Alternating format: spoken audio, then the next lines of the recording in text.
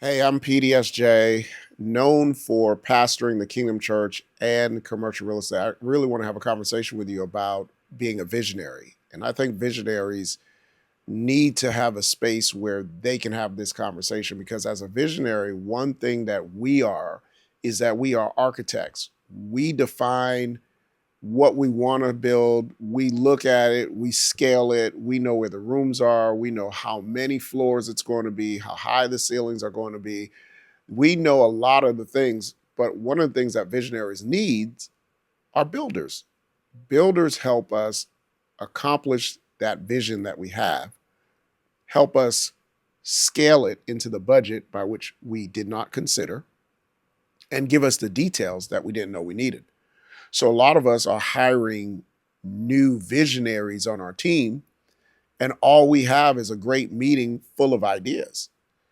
And if you have a bunch of meetings full of ideas with no execution, then that's where the problem is.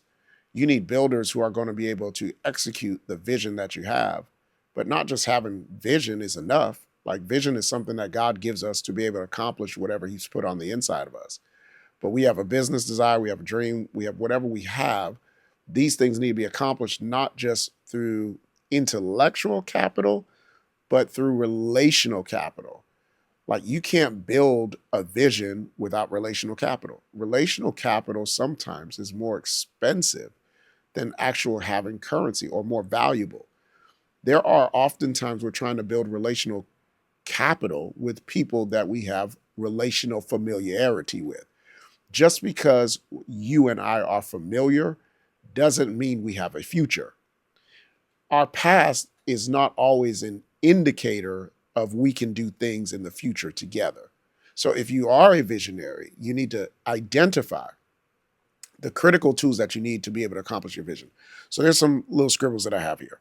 Like, vision is not about just your ideas, it's direction. Like, your vision should be telling people where you're going. I lead a church. My vision that I believe I have given by God through me to give to the local church is to direct them somewhere. Like, where are you directing them? Like, our vision say follow God, right? That's what we're hoping you will do if you follow this vision. Love people. We hope that you will have the emotional intelligence to learn how to love people who are unlovable, and then in turn change the city, which is the result of you being a part of this vision. So vision is leading you somewhere. The store that we lead at the B12 store, it's like, we want you to be whole, because true wealth starts with good health. You can't accomplish any amazing task without health. And so I need you not just to write down your vision, but I need you to make sure that anyone who reads it can actually run with it. Like, being able to take a vision and run with it is what you're trying to get your customers to do. You want your customers to be able to take what you have given them and run with it. You want them to feel some sense of buy-in. If there's no buy-in, you don't really have a vision that is translatable. Remember, just because you love it doesn't mean they love it. Like, there are some products that we sell at our store. I don't particularly need them, don't particularly care for them, but the market does. We've got to let the market speak to us on what they need, listen to the market, and feed the market. Take your feelings out of it.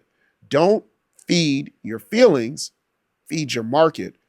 You and I need data that helps us give and make better decisions.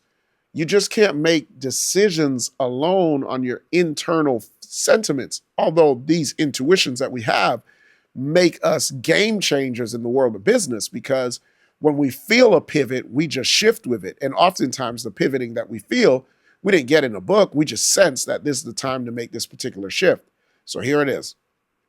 Vision tells people where, buy-in tells people whether they're willing to walk, right?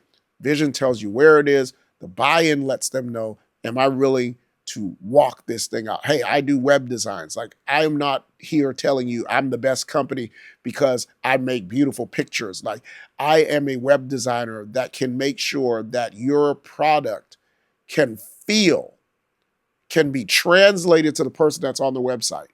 They will feel like they are in your store. It will be the bridge between your store and them is this website. Like, you've got to be able to convey it in such a way that people want to go where you're trying to lead them. A lot of times we have the product, but we don't have the path. The path is as equally as important as the product that we have. So I want to encourage you as an entrepreneur to figure out, why are not people buying in? People don't buy into what they didn't help build, right? Like, you may feel like, I've got this business and I've been working on it, but people didn't help you build it. That's why people love success stories. They love to know where you came from. How did you accomplish what you accomplished? When we started, I worked at a rental car company trying to get this church established and organized. I was working during the daytime and then pastoring in the evening. There's got to be some level of grit to vision, because if you don't have any skin in the vision, no one else will. And a lot of times we want people to finance our dream without sacrificing our present so that people can bring their funds to help support what we're doing. I think it's also a thought that you need to assess: is the vision only for you, or is the vision feeding others? Like, if your vision only serves yourself, it's going to be very hard to get a crowd. You may get a core that will participate, but to get a crowd, it's going to be very difficult, because people want to participate in a space and a place that feeds them. So as an entrepreneur, as a business owner, as a mogul, as you are thinking through how you're going to organize this year, this is your time to crystallize your vision. Because if it's muddy to you, it's unclear to your end user.